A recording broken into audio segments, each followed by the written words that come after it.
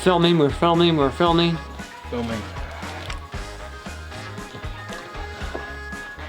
Welcome to this edition of the Michigan Law Show. Today we're going to be talking about your top 14 tips for people going through divorce. But before we get going, remember to subscribe to this channel right now so you don't miss the next episode, and click on the bell icon to get notifications when the next video posts. Please also write a comment below. Let us know how we were doing and if there are any topics you'd like us to tackle. Now, going through divorce is one of the most stressful situations you will face. It's a time of transition, and keeping a level head and following these tips will help you get through this process as smoothly as possible. Okay, so let's start with tip number 14. Get your documents in order. During the divorce process, you will be asked a lot of questions about your finances, retirement accounts, property, education, and employment. The more information you can gather yourself, the sooner you can gather them, the smoother the process will go and the less expensive the process will be. There is no point to hiding documents or accounts or trying to stall when asked for them. They will be discovered, they will be turned over to the other side. All you did was pay your attorney, and sometimes the other attorney, thousands of dollars to argue about something that was going to happen anyway. The other consequence of not turning over documents is that you could lose that property of ownership entirely as part of a sanction, rather than it being divided or awarded to you as might otherwise have been. Tip number 13 is document.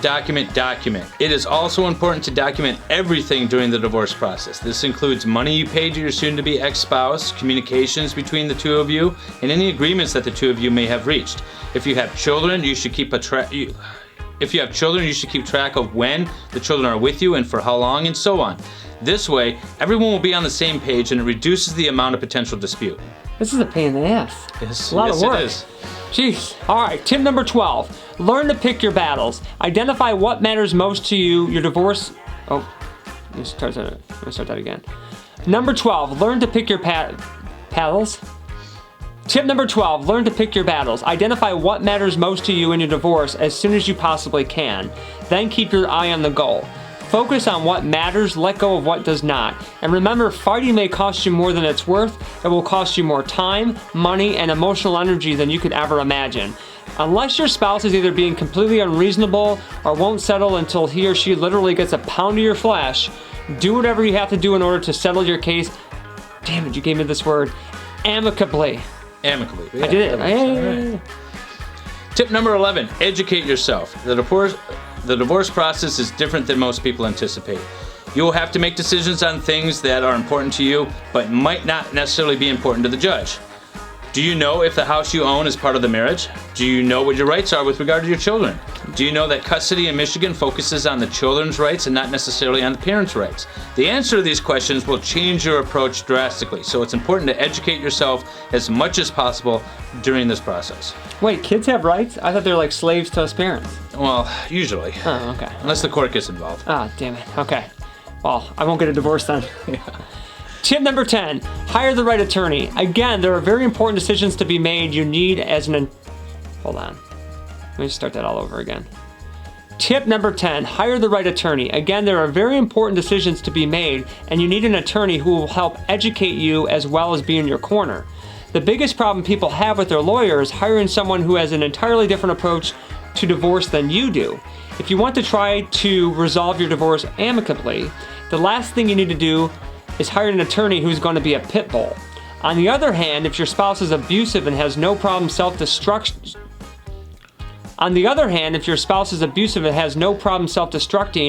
if it means taking you down with him or her, you need the pit bull. Interview several attorneys before you select one that best meets your goals. Tip number 9, get into counseling. Don't rely on your attorney for emotional counseling. We are twice as expensive and half as qualified. However, you are going to be a train wreck for a while. Unless and until you deal with your emotions, you are not going to be able to make good decisions in your divorce. The problem is, divorce is filled with huge life decisions. You need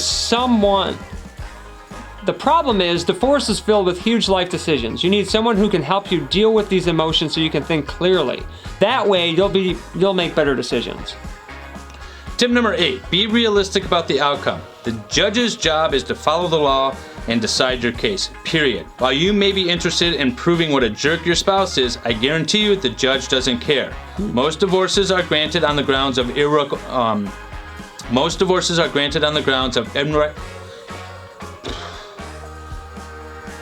Most divorces are granted on the grounds of irreconcilable differences. Michigan is a no-fault divorce state.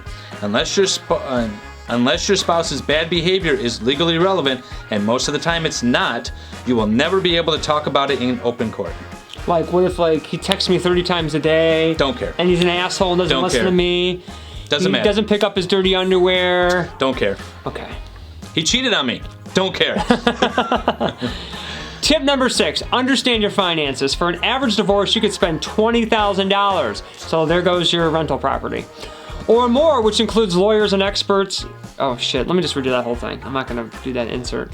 Tip number 6, understand your finances. For an average divorce, you could spend $20,000 or more, which includes lawyers and experts, real estate costs to divvy up shared marital property, finding a second place for you to live, as well as financial advice and therapy for you or your children.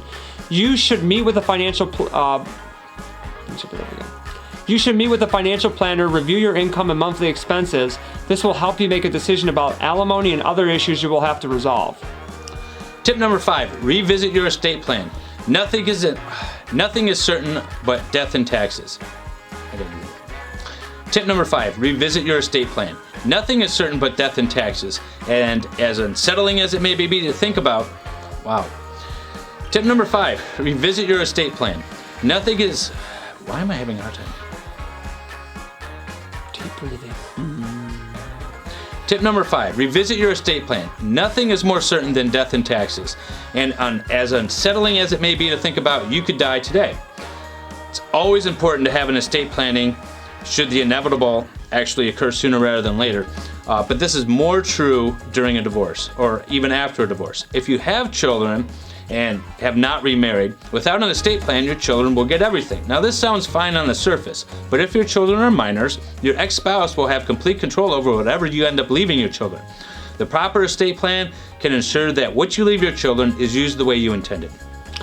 Tip number 4, get a friend. Now I don't mean a girlfriend or a boyfriend, but it is important to not go through this alone.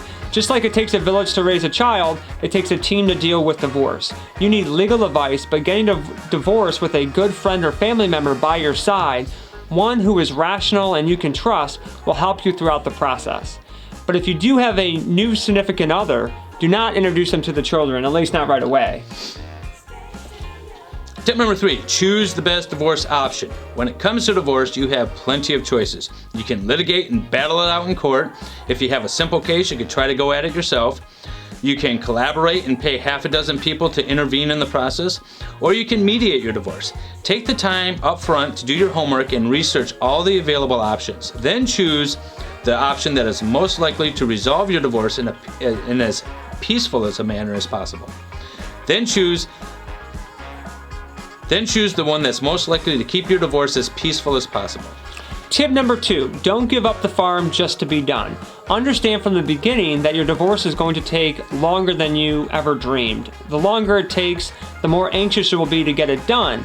Take time when making your decisions. Some decisions have real time limits, but most don't. Either way, do your best to take the time you need to make proper decisions. Either way, do your best to take the time you need to make proper decisions in your divorce, even when your spouse is pressuring you to move faster. The more important the decision, the more you need to consider it carefully. The more anxious you are, the more willing you will become to give your spouse everything and everything.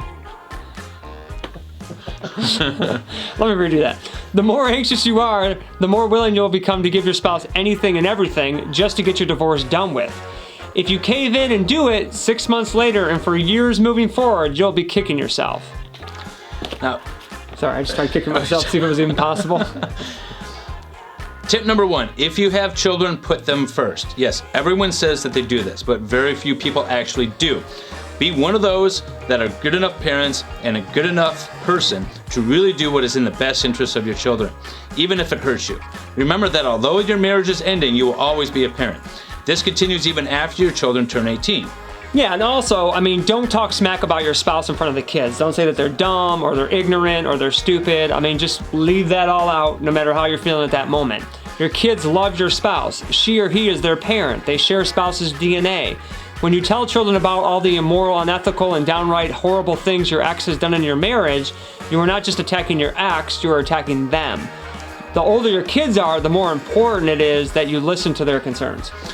The more amicably you can resolve your divorce, the better your relationship with your children will be. Just think about this. If you and your ex-spouse can't get along, your children will not want to invite both of you to special events in the future. So, which one of you is going to be left out? Hey guys, thanks for watching today's show. I hope you learned some practical tips for when you are going through a divorce. If you do have any questions, please comment below or feel free to contact Dave or I. Our contact information is on the channel description page. Also, please make sure you subscribe to this channel right now so you don't miss the next episode, and click the bell icon so you get notifications of when the next video will post. See you on the next episode. It seemed like it went a lot faster even though it was more words. Yeah, no, it was good. It was good. It was good flowing.